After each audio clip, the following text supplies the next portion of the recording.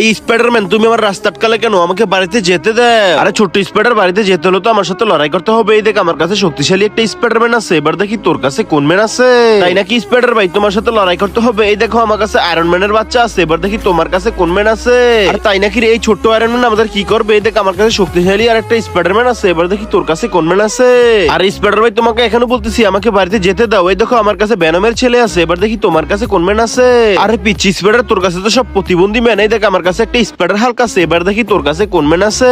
আর spider ভাই, এত বড় কথা। এই দেখো, শেষে আমি কাকে নিয়ে আসি। বন্ধুরা, ছোট্ট স্পাইডার শেষে কাকে নিয়ে আসলো সেটা দেখার আগে বন্ধুরা, তুমি তো সে যে বিনা কারণে বিভিন্ন জায়গায় লাইক এবং সাবস্ক্রাইব করেছো। কখনো কি আল্লাহর জন্য লাইক এবং সাবস্ক্রাইব করেছো? যদি তুমি মন থেকে আল্লাহকে ভালোবেসে থাকো তাহলে অবশ্যই ভিডিওতে লাইক দিয়ে চ্যানেলটি এখনই সাবস্ক্রাইব করো। এই দেখো স্পাইডার ভাই, আমি তোমাদের জন্য পৃথিবীর সবচেয়ে শক্তিশালী দানব নিয়ে আসছি। এবার তোমরা কি করবা?